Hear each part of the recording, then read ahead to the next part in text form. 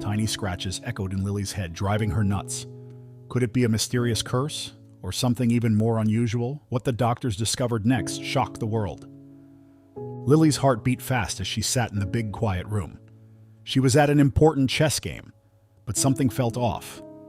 A weird scratching noise tickled her ears. She tried to shake it off and focus on the chessboard in front of her, but the noise got louder and louder, like a bunch of tiny monsters having a party in her head. 10-year-old Lily's hand shook as she tried to move her chess piece. Suddenly, her head hurt so bad, and the scratching noise was so loud she couldn't take it anymore. "Make it stop!" she yelled, scaring everyone around her. Without thinking, she jumped up from her chair and ran out of the room as fast as she could. Behind her, she left a room full of confused onlookers, and her dream of becoming a chess champion. She wasn't like other kids her age. She lived in a big, noisy city called Mumbai in India. But what made her special wasn't just that she was super smart.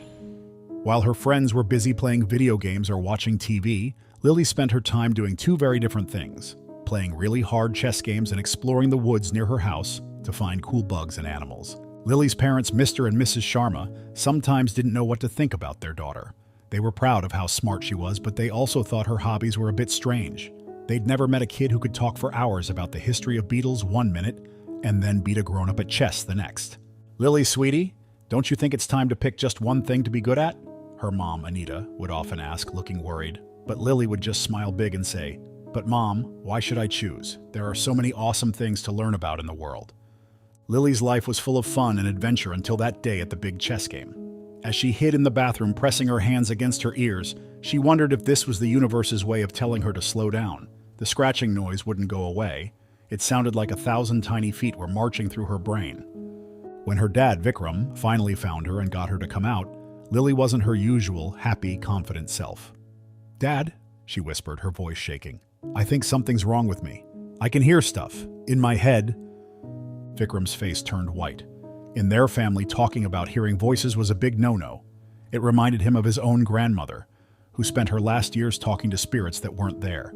He took a deep breath and patted Lily's shoulder. "It's probably just because you're nervous about the big game, Beta.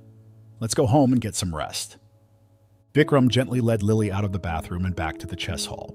The other players and spectators watched with concern as he explained to the tournament organizer that Lily wasn't feeling well and needed to withdraw from the competition. Lily kept her head down, avoiding eye contact with anyone as her father gathered her belongings. As they walked out of the building, Vikram held Lily's hand tightly. The busy Mumbai streets seemed extra loud to Lily, making the scratching in her head even more unbearable.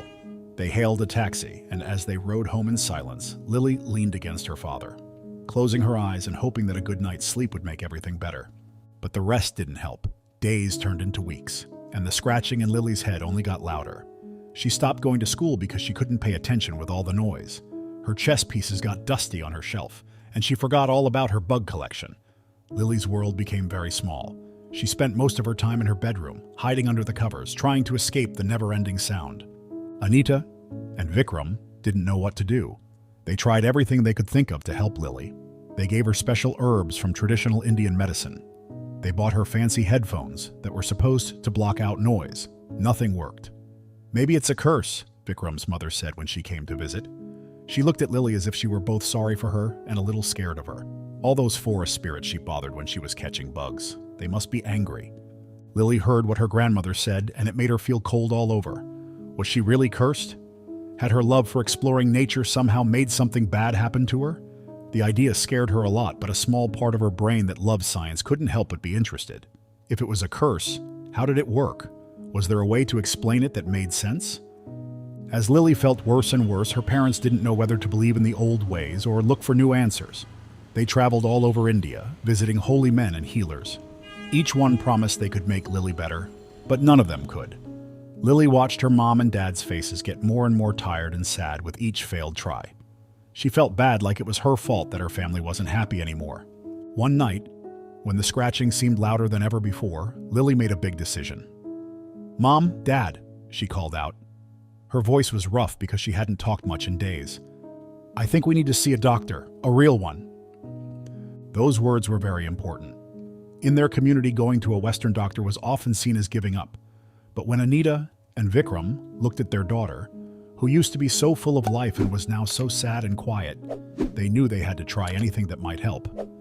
The next morning, they found themselves sitting in a waiting room. They were there to see Dr. Meera Patel, a famous doctor who knew all about ears, noses, and throats. Lily sat between her parents, swinging her legs because she was nervous. The scratching in her head seemed to get even louder, like whoever was making the noise knew it might be caught soon. Dr. Patel looked into Lily's ears very carefully. She listened as Lily told her about the sounds she'd been hearing. The doctor said, looking a bit confused. I'd like to take a closer look. There's something strange going on here, but I'm not sure what it is yet. The doctor said, looking a bit confused. I'm going to schedule you for a CT scan right away for a proper evaluation of your ear.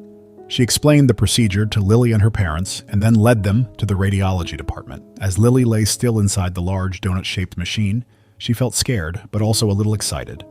Part of her was afraid they wouldn't find anything wrong, which would make her family think even more that she was cursed. But another part of her couldn't wait to solve this mystery. The machine hummed and whirred around her, capturing detailed images of her head while her parents watched anxiously from behind a glass partition. What the doctors discovered next shocked the world. When the scan results were ready, Dr. Patel called them back to her office. She looked very surprised. In all the years I've been a doctor, she said, I've never seen anything quite like this. She turned her computer screen so they could see it. There were some blurry pictures on it. Do you see these small dark spots here? She pointed. They're moving. Lily leaned in close to look. Her eyes got big and round. Are those bugs?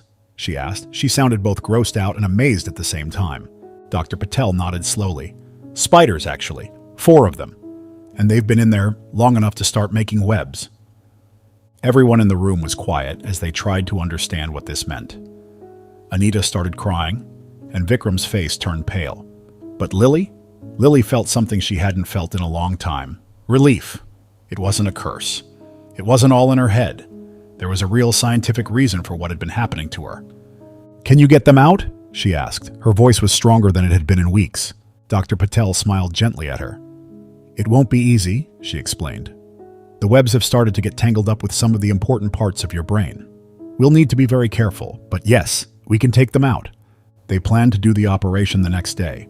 As Lily lay in the hospital bed, waiting to go into the operating room, she thought about the spiders. How did they get in her ear? She remembered the last time she explored the forest before the big chess game. She had laid down on the ground to watch some ants marching by. Did the spiders crawl in her ear then? It seemed impossible, but here they were. Lily! Her mother's voice made her stop thinking about it for a moment. Are you scared? Lily thought about the question. Was she scared? Maybe a little bit, but mostly she felt interested. Not really, Mom, she said with a small smile. It's kind of cool, actually. It's like I have my own little bug world in my head. How awesome is that? Anita laughed, but Lily could see tears in her eyes. Only you would think this is cool, my little scientist. The operation took a long time. Dr. Patel and her team worked very carefully, slowly removing each spider and removing the tricky web they'd made. When Lily finally woke up, the first thing she noticed was how quiet it was. No more scratching, just wonderful, perfect silence. It took some time for Lily to get better. She had to learn to balance again without the constant noise in her head, and sometimes she felt dizzy or confused. But each day she got a little stronger. She started to love chess again, and she worked hard at school just like before. But something was different about Lily now. After everything that happened, she saw the world in a new way. She still loved insects, but now she was more careful around them. 6 months after her operation, Lily was back in the big room, ready to play another important chess game. As she made her first move, she saw Dr. Patel sitting in the audience, giving her a thumbs up. Lily grinned, feeling proud of how far she had come. She didn't have spiders in her head anymore, but Lily knew she would never forget what happened. It taught her that the world is full of mysteries waiting to be solved, and that sometimes the truth is stranger and more interesting than any curse could ever be. As the chess game went on, Lily felt a familiar tickle in her ear. For just a second, she felt scared. But then she smiled, realizing what it was.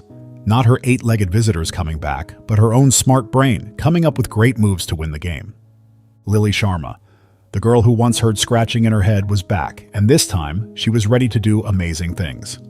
Can you believe what the doctors found in little Lily's ear? It just goes to show that sometimes the most incredible stories are hiding right under our noses, or in this case, inside our heads. What do you think about Lily's adventure? Have you ever had something happen to you that seemed impossible to explain? Tell us about it in the comments below. And don't forget to subscribe for more awesome true stories.